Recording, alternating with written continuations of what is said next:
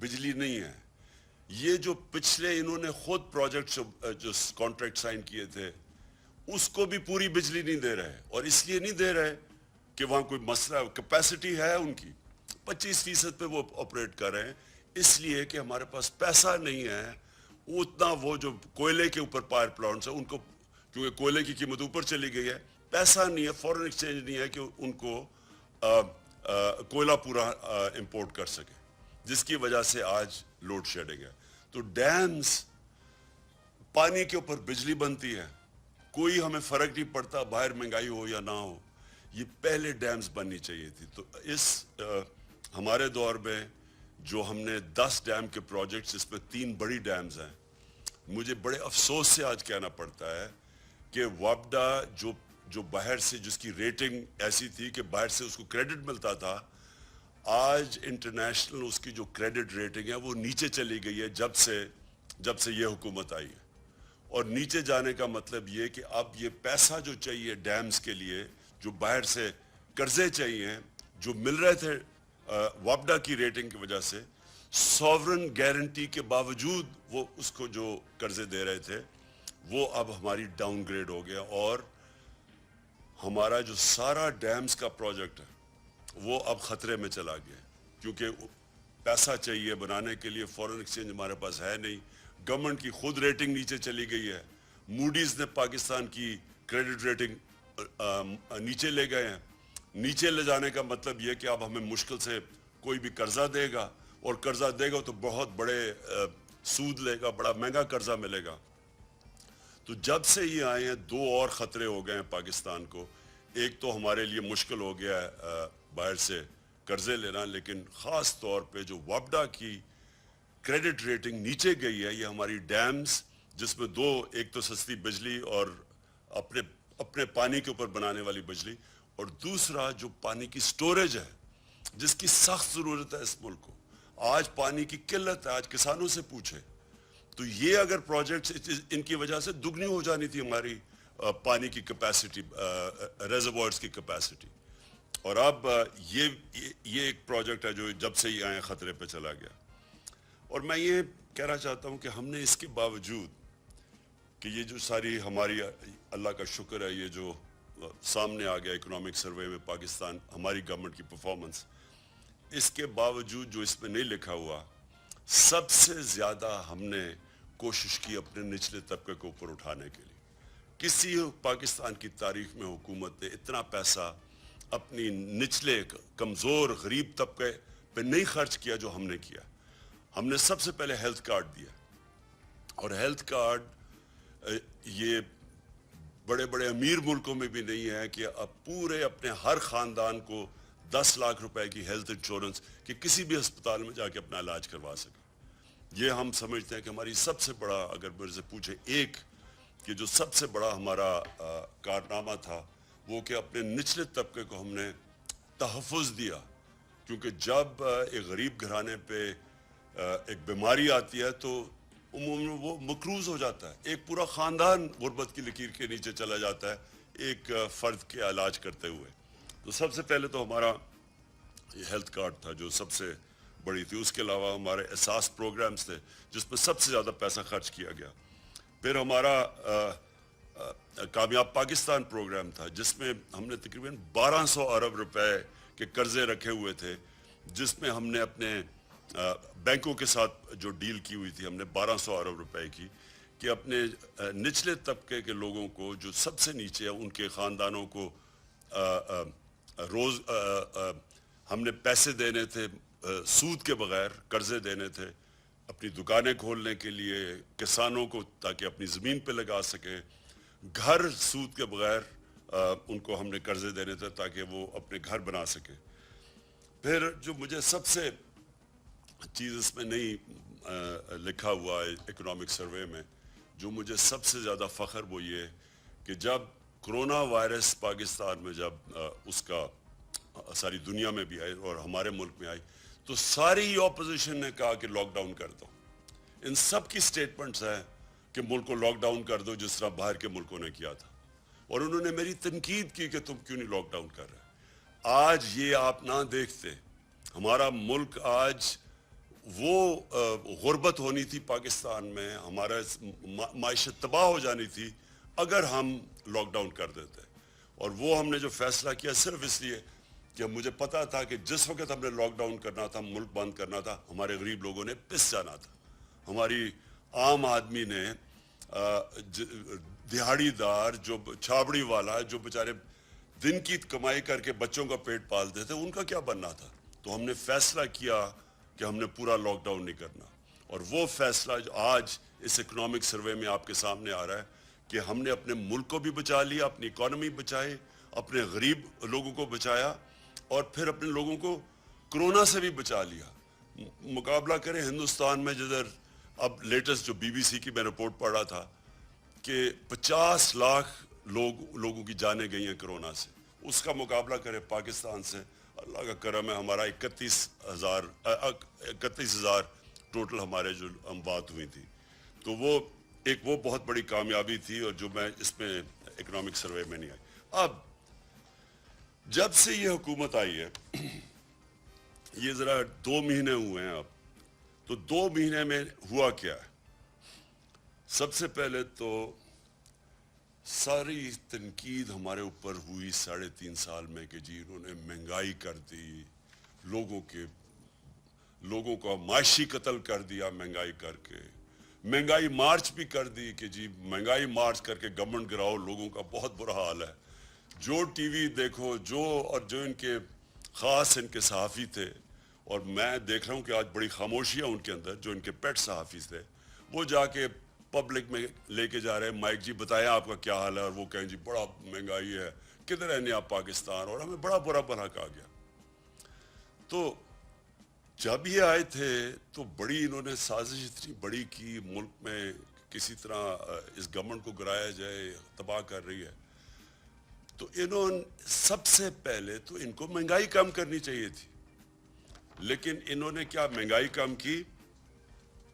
ہمارے 3.5 سال میں جو پٹرول کی قیمت بڑھی 3.5 سال میں, وہ 55 روپے لیٹر تھا, اور ڈیزل کی قیمت جو بڑھی وہ تقریباً 50 یا 51 روپے لیٹر تھا.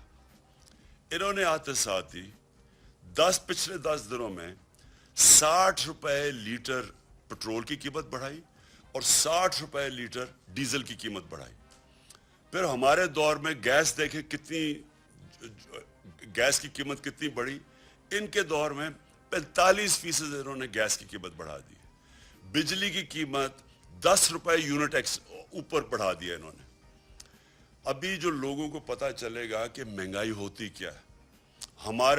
ہمارے دور میں میں یہ سمجھتا ہوں کہ دنیا میں تب پاکستان سب سے سستا ملک تھا, کیونکہ مہنگائی تو اب تو یہ بھی کہہ رہے ہیں نا کہ جی عالمی مہنگائی ہے. تو ہمارے دور میں بھی عالمی مہنگائی تھی, لیکن ہم نے IMF کا پریشر برداشت کیا.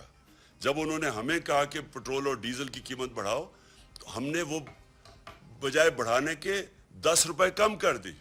ہم نے بجلی کی قیمت 4 روپے یونٹ کم کر دی. کیسے کی؟ ہم نے اور جگہ سے پیسے نکالے, ہم نے اپنی اکانومی کو ری ایڈجسٹ کیا.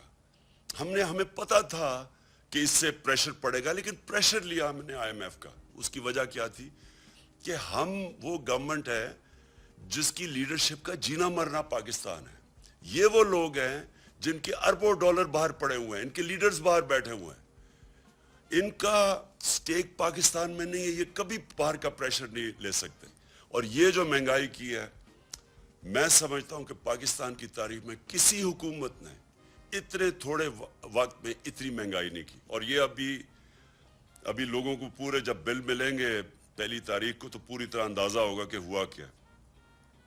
پھر آٹے کا خاص طور پہ میں کہنا چاہتا ہوں, کیونکہ یہ ایک عام آدمی کا سب سے بڑا, جو عام لوگ کھاتے ہیں ان کو روٹی نان کھانا پڑتا. تو آٹے کی قیمت ہمارے 1100 تھی 20 kg کا بیگ, ان کا 1500 پہ پہنچ گیا.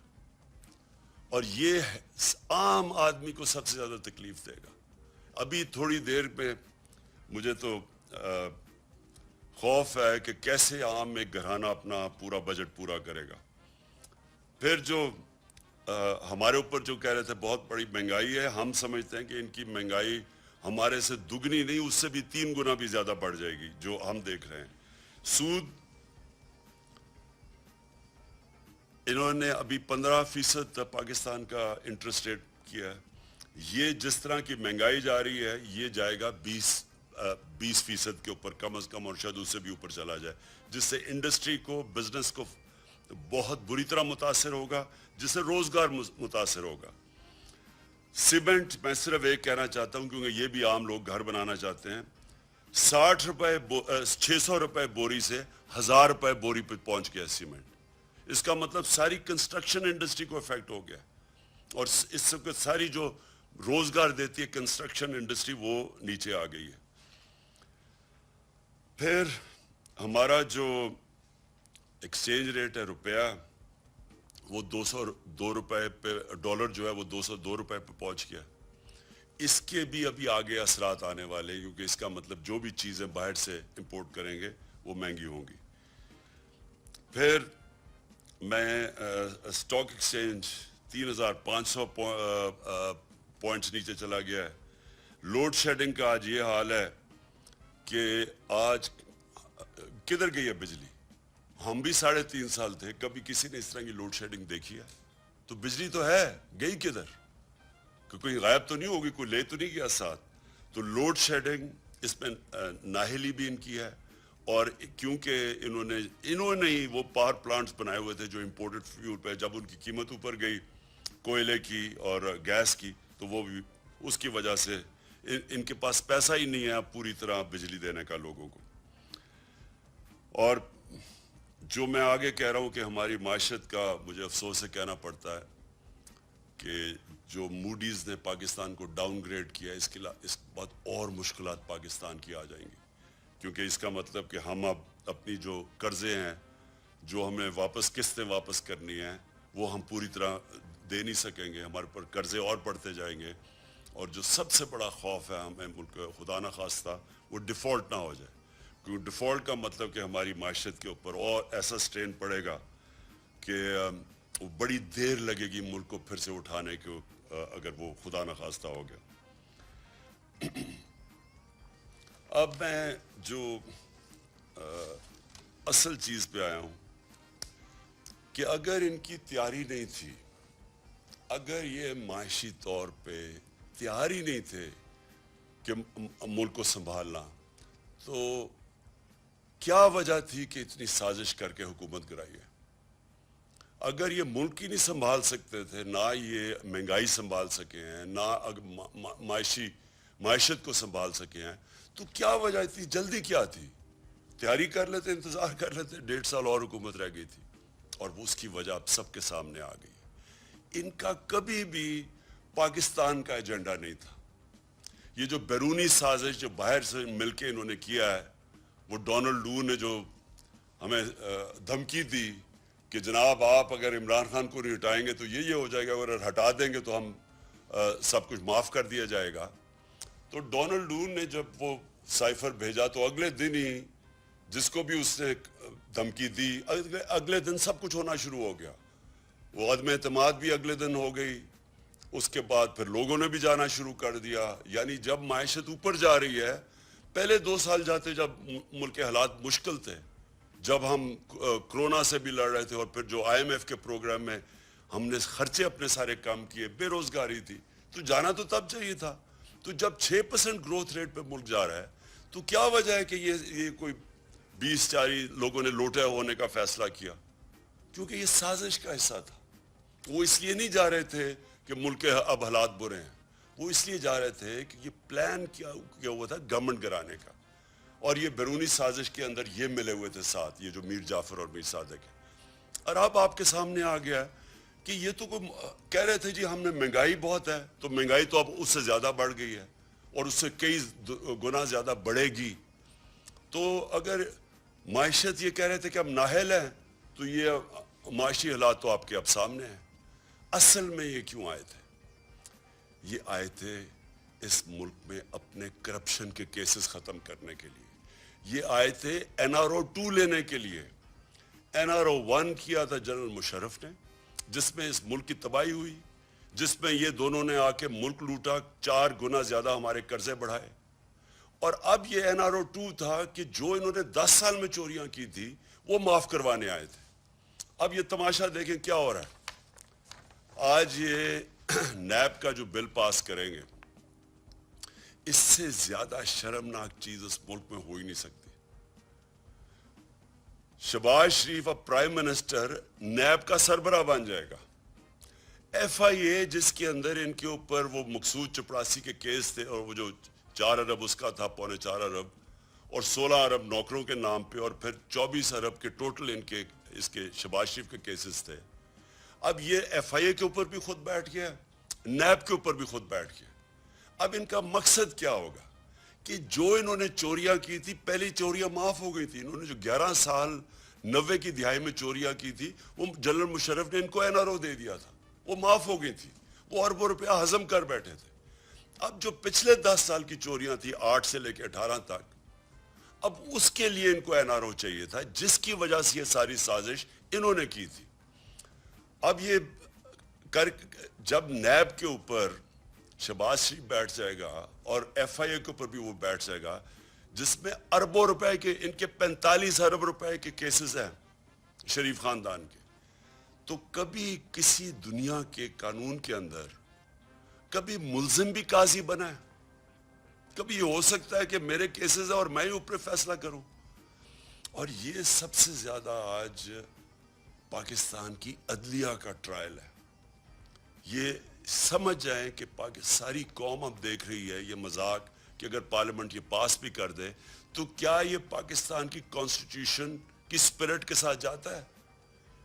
کسی بھی دنیا میں قانون میں یہ اجازت دیتے ہیں؟ کوئی قانون ایسا پاس کر سکتا ہے کہ میرے اوپر ہی کیس ہو اور میں ہی فیصلے کروں اوپر؟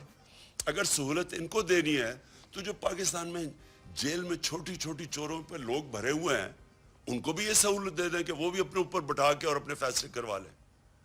اور یہ جتنا بڑا, ایک تو چوری کا نقصان انہوں نے کیا ملک کا, لیکن جتنا بڑا اس سے پاکستان کو نقصان ہونے جا رہا ہے, اس کا آپ اندازہ ہی نہیں لگا سکتے. کیونکہ ہمیں پتہ ہے ان کے 10 سال میں جو چوری کیا, ہمیں کس طرح کا ایک ملک ملا تھا جس کا دیوالیہ نکلا ہوا تھا. ہمارے پاس 3 ہفتے کے صرف پیسے تھے فورن ایکسچینج, اپنے فورن لائبلٹیز کے لیے. مجھے پتہ ہے کہ مجھے کتنی ہمیں شرمندگی اٹھانی پڑی جب جانا پڑا اپنے دوست ملکوں کے پاس اور ہاتھ پھیلا کے کہ جی ہمیں پیسے دے دیں, نہیں تو ہمارے ملک کا دیوالیہ نکل جائے گا. اور پھر ہم نے کیسے ملک کو اس میں سے نکالا, اور اللہ کا کرم ہے کہ یہ جو اکنامک سروے میں پاکستان کی پرفارمنس آ رہی ہے, یہ تو اب ہم نے تو نہیں اناؤنس کر رہے ہیں نا, یہ ان کے دور میں پرفارمنس ہماری اناؤنس یہ کر رہے ہیں اکنامک سروے میں. تو پھر یہ جو انہوں نے تباہی کی اپنے 10 سالوں میں, اب کیا ہے ان کو ساری قوم دیکھے گی اور یہ ساری چیزوں سے یہ بچ جائیں گے اور ان کو معافی دے دی جائے گی, جبکہ غریب لوگ جیلوں میں رہیں گے. میں آج اپنی قوم کے سامنے یہ کہنا چاہتا ہوں کہ دیکھیں یہ ہمارے لیے ایک فیصلہ کن وقت ہے. یہ کامیاب ہو گئے. یہ پہلے تو انہوں نے نیب ختم, آج سمجھ لینا نیب ختم, یہ سمجھ لیں کہ FIA ختم, اس کا مطلب ان کی چوریاں سب معاف ہو گئی, NRO2 مل گیا. دوسرا کام یہ کیا کرنے جا رہے ہیں, یہ آپ الیکشن کمیشن کے ذریعے ابھی سے دھاندلی کی تیاری کر رہے ہیں. پہلے تو انہوں نے سب نے مل کے, اور وہ جو الیکشن کمیشن ہے, EVM مشینز پہ ڈیلے کرتے گئے, کیونکہ اگر EVM مشین آ جاتی جو سارے دھاندلی کرنے کے طریقے وہ ختم ہو جانے تھے. جیسے ہی الیکشن ختم ہوتا ہے بٹن دباؤ رزلٹ آ جانا تھا. انہوں نے وہ ہونے نہیں دیا, اور جو ساری دھاندلی ہوتی ہے وہ جیسی الیکشن پولنگ ختم ہوتی ہے اور رزلٹ اناؤنس ہونے کے بیچ میں ساری طریقے ہوتے ہیں دھاندلی کرنے کے. تو پہلے تو وہ نہیں آنے دیا. پھر اوورسیز پاکستانی, ان کے لیے انہوں نے قانون, ان کو ووٹنگ ان کا حق لے لیا.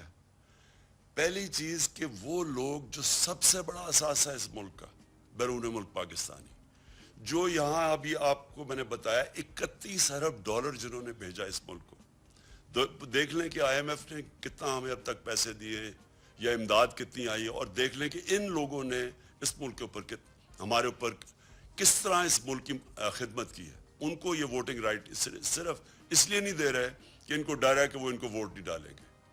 تو اور دھاندلی کی تیاری ہو رہی ہے, وہ ہم پوری حلقہ بندیوں کے اندر ہمیں نظر آ رہی ہیں چیزیں, ہم پورا بھی اس پہ بھی عدالت میں جائیں گے کہ کس طرح انہوں نے لوگوں کی ووٹ ادھر ادھر کی ہے, کس طرح انہوں نے مینیج کی, اور ابھی سے تیاری کر رہے ہیں دھاندلی کی, کیونکہ یہ کبھی بھی دھاندلی کے بغیر یہ جیت نہیں سکتے, کیونکہ ان کے پبلک کے اندر تو نکل نہیں سکتا یہ آپ, جس طرح انہوں نے سازش کر کے اور اب جو لوگوں کی کمر توڑی ہے مہنگائی کے ذریعے. تو اس لیے اب یہ کریں گے کیا, انہوں نے سب سے پہلے اپنے کیسز ختم, اس کے بعد الیکشن کو کیسے انہوں نے دھاندلی کے ذریعے جیتنا ہے, اور تیسری چیز انہوں نے کیسے خوف پھیلانا ہے لوگوں کے. جس طرح انہوں نے ایک پرامن احتجاج کے اوپر جو ظلم کیا ہے پاکستان کی تاریخ میں, شاید کسی مارشل لاء میں ایسا ہوا ہو, کسی جمہوریت کے اندر میں نے اس طرح کا پولیس کو ظلم نہیں کرتے دیکھا جو انہوں نے کیا ہمارے لوگوں کے اوپر. اور مجھے افسوس سے کہنا پڑتا ہے کہ اس کے اوپر جو ہم رسپانس ایکسپیکٹ کر رہے تھے اپنے انصاف کے نظام سے, وہ ابھی تک ہمیں نہیں ملا. صرف تفتیش کر لیں کہ کس طرح انہوں نے عورتیں بچوں کے اوپر جو ظلم کیا ہے پولیس نے, اور یہ پلان کر کے کیا, جس طرح ماڈل ٹاؤن میں انہوں نے خوف پھیلانے کے لیے جو قتل کیے تھے لوگ اور بچ گئے ابھی تک, کہ دن دہاڑے انہوں نے لوگوں کو 14 یا لوگوں کو قتل کیا اور 60 لوگوں کو گولیاں ماری, ٹی وی کے اوپر مار رہے تھے. اسی طرح یہ خوف پھیلانے کے لیے انہوں نے کیا. اور یہ جو ایف آئی آر میرے اوپر, ہمارے اوپر, سب کے اوپر ایف آئی آرز کاٹ دیے. یہ کبھی بھی نہیں ہوا کہ بلاسفمی کی ایف آئی آر حکومت کاٹے کسی کے خلاف, یہ پاکستان کی تاریخ میں نہیں ہوا. وہ ہمارے اوپر انہوں نے ایف آئی آرز کاٹی ہوئی ہیں, ہمارے لوگوں کے اوپر سب پہ ایف آئی آر کاٹی ہوئی. تو یہ وہ خوف پھیلا کے کہ کسی طرح لوگ ڈر جائیں ان سے, اور یہ کسی طرح ڈرا کے لوگوں کو یہ اپنے کیسز ختم کروا کے الیکشن کمیشن کو ساتھ ملا کے یہ پھر سے جیت جائے. تو میں آج یہ اپنی ساری قوم کے سامنے رکھنا چاہتا ہوں کہ یہ ہمارے لیے ایک فیصلہ کن وقت ہے. ہمارے سامنے ایف آئی اے کو جو انہوں نے کیا ہے, میں وہ ایف آئی اے کے جو ڈاکٹر رضوان جو ان کے کیس کی تفتیش کر رہے تھے, ہارٹ اٹیک سے وہ مر گئے, کوئی ان کی ہسٹری نہیں تھی ہارٹ ڈیزیز کی. پھر ایک اصغر تھے, وہ بھی تفتیش کر رہے تھے ایف آئی اے کے ان کے کیسز کے اوپر, اس کو ہارٹ اٹیک ہو گیا. اب آج ہم سنتے ہیں کہ مقصود چپڑاسی, جس کے اکاؤنٹ میں انہوں نے 4.25 ارب روپیہ 375 کروڑ روپیہ اس کے اکاؤنٹ میں ڈالا تھا, اور اس کو باہر بھگایا ہوا تھا دبئی, آج پتہ چلے وہ دبئی میں ہارٹ اٹیک سے مر گیا. میں یہ سمجھتا ہوں کہ ان سب کے اوپر تفتیش ہونی چاہیے. یہ ہو ہی نہیں سکتا کہ ان کے جب بھی کوئی کیسز ہوں, یا وہ ایل ڈی اے میں آگ لگ جاتی ہے ان کے ریکارڈز کے اندر. ہمارے دور میں کیوں نہیں کسی آگ لگی, کئی ریکارڈز جلے ہیں, ان کی کتنی دفعہ ریکارڈز جلے ہیں. یہ پورا مافیا اسٹائل ان کا آپریشن ہے.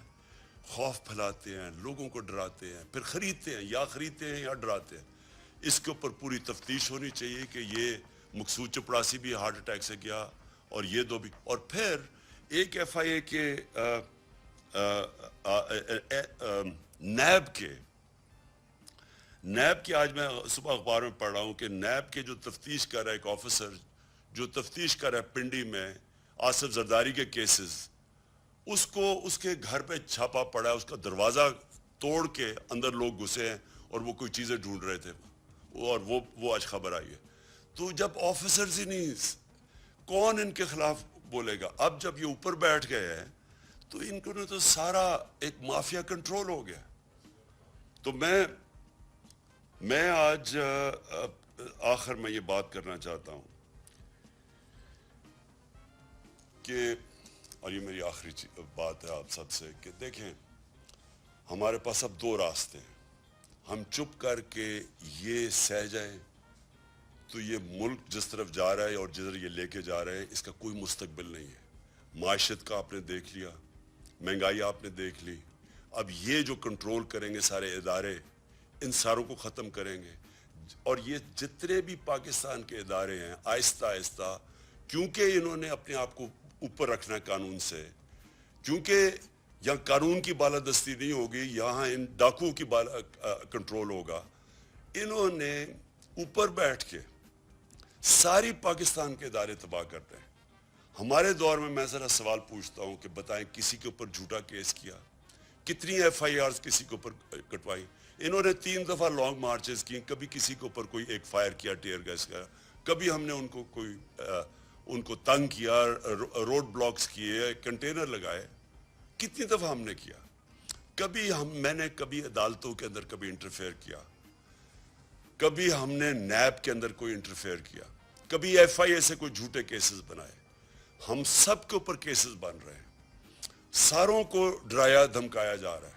کبھی ہم نے اور الیکشن کمیشن کبھی ہوا ہی نہیں ہے کہ سٹنگ گورنمنٹ کے خلاف سارے الیکشن کمیشن کے فیصلے آ رہے ہیں. یہ کبھی ایسے نہیں ہوا, کیونکہ ہم نے اداروں کو بجائے کنٹرول کرنے کے ان کو چلنے دیا, بلکہ مضبوط کرنے کی کوشش کی. آج یہ سارے ادارے تباہ کریں گے. یہ جدھر اب جو آگے جو نظام ہے, مجھے خوف ہے کہ یہ اب عدلیہ کے اوپر جائیں گے. ہمیشہ ان کی آپ ماضی دیکھ لیں, سپریم کورٹ کے اوپر ڈنڈوں سے حملہ کیا. بریف کیس گئے, جو جسٹس سجاد علی شاہ کہتے ہیں کہ اپنی کتاب میں کہ کوئٹہ بینچ کو پیسے چلائے گئے. تو یہ انہوں نے سارے ادارے کنٹرول کرنے کی کوشش کرنی ہے, کیونکہ یہ ملک کی بہتری کے لیے نہیں آئے, یہ ایک مافیا کنٹرول ہے. لہٰذا اس کے خلاف انشاءاللہ ہم سپریم کورٹ سے کلیریفیکیشن لے رہے ہیں.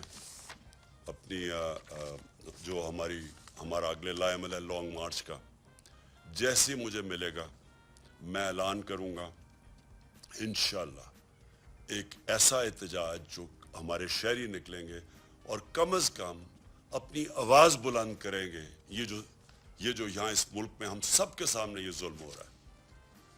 پاکستان پائندہ باد.